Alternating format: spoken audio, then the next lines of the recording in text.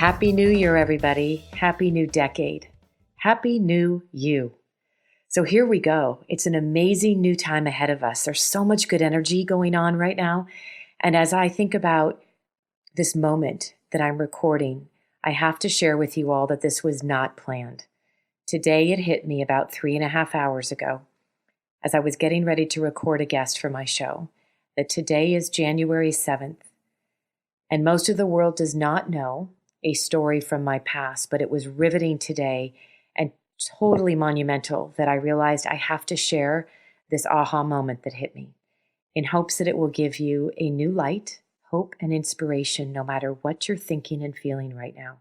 But you see, 26 years ago this week, on January 3rd, 26 years ago, my oldest, beautiful firstborn son was diagnosed with cancer. The same week, on January 8th, tomorrow, 26 years ago, my second beautiful, amazing gift of a son was born and brought into this world a month early. What you don't know is that on Monday, January 3rd, when I battled taking my son to the doctor for almost 5 months, saying something's wrong and kept being told it was nothing, it was normal. What was supposed to be 45 minutes turned into a 7-hour surgery. And at that day and in that moment when we were told our son has cancer, we had no health insurance.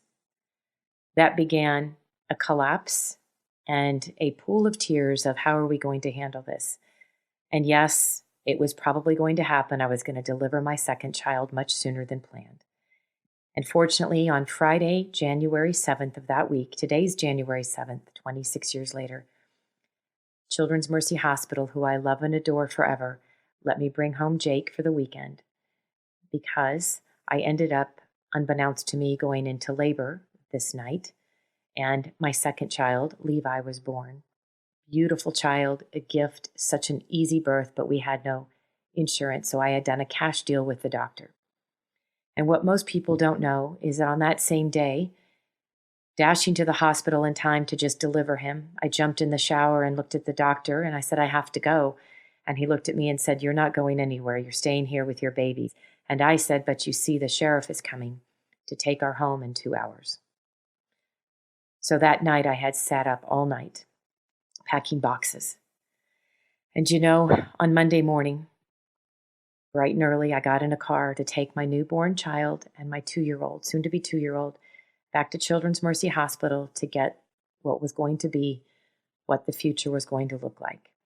And on that drive, I will tell you that I did not want to live. It was that morning that I realized everybody left. There was nobody there. And I sat there in a car driving down. Fortunately, I had a car.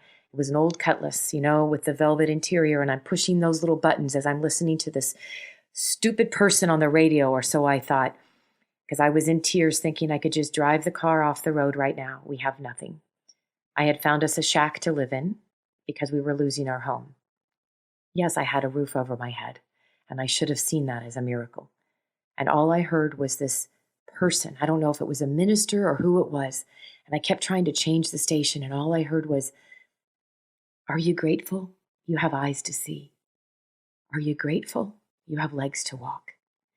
And it was that saved my life that day, an angel on my shoulders, as I'm driving down the highway thinking, well, I'm grateful. I do. And I'm grateful I can nurse a baby, and I'm grateful I can drive a car, and I'm grateful we have a roof over our heads. That's about all I could see. And you see, the miracle that was about to happen was sitting at a table with our oncologist, who will always be close to our family. And she looked at me and said, well, Jacob's cancer is so rare, there's only 11 cases in 19 years. The good news is, that was the bad news. The good news is, if you're willing to try him for a trial drug, we could put him on a new trial drug and everything would be paid for because it'll be taken care of out of the Mayo. You see, there was a miracle in the midst, a beautiful miracle. I want you to know that that week, 26 years ago today, hit me. It's a new year and a new decade. I don't know anything other than the grace of God that got me through, but what I can tell you is I felt like I was worthless. I had lost everything. I had 2 beautiful children to look at, and that was it. I had no idea how I was going to make money. And 26 years later, I have the most rich life, the most beautiful life, and not rich because of possessions. I know what it's like to have it all. I know what it's like to lose it all. And I mean, lose it all. And I felt like I had a black cloud hovering over me, and everybody looked at me and knew that I was a loser. And you see, it was during that week that I can look back on that week and think it was probably one of the worst weeks of my life. I call it the 7 days that made my soul weak. I screamed at God. I hated God. And yet, it was also the week that gave me the greatest gift of my life, which was resilience, faith, trust, and that no matter what, it couldn't get worse. It could only get better.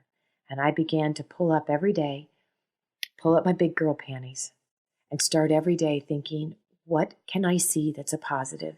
And yes, for everybody out there that doesn't know this, I actually believe that if you believe enough and you don't give up, miracles can happen. And I don't know what this year is going to look like, but I know it's full of opportunity and full of miracles. And coming out of last year and this last decade, I don't know what hardships you faced. I don't know what challenges you've been through. I don't know your darkest times, but what I'm willing to say is I've been through a lot of shit. And you know what? It's in that crap that my resilience and my grit turned to grace. And it made me the sparkling diamond and the sparkling soul that I am today. And I love who I am. And I choose to say, I refuse to live in woe is me. I live in wow is me. Become better. Don't become bitter. Let your trials and your tribulations refine you and make you the sparkling diamond that's in there and has been there your whole life. You're just so covered up with doom and gloom, we can't see it. So when you wonder if anybody could ever imagine what you're going through, maybe you've lost a job, your health, I don't even know what you're going through. But what I want you to hear from me on this moment is that today I got a nudge from above and realized that literally this week, 26 years ago, ended up being one of the most rich weeks of my life. And my son survived. He's thriving. He's going to be 28 in February and made me a grandmother. My youngest is going to be 26 tomorrow and was the most beautiful gift presented to me in a week of hardship. And I've been blessed with a bonus son who came into my life. And so I will tell you, my life is rich, not in possessions, but because I get to start this year and this decade. I'm not planning. I'm not obsessing over strategy. You know what I'm doing? I'm taking time to dream and always dream. People, please dream. Give yourself permission. Every day my day starts with now an hour, not 7 minutes, but take 7 minutes and just grab a piece of paper or a journal and write, I love to, I dream to. What do you dream about? What do you love to do? What brings you joy? Not a laundry list of all the resolutions of things you want to fix about yourself. Stop focusing on what you feel isn't right. Stop focusing on what you feel you need to fix. And instead of going into this year with a list of resolutions, throw them out for God's sakes. Start writing a list of celebrating you.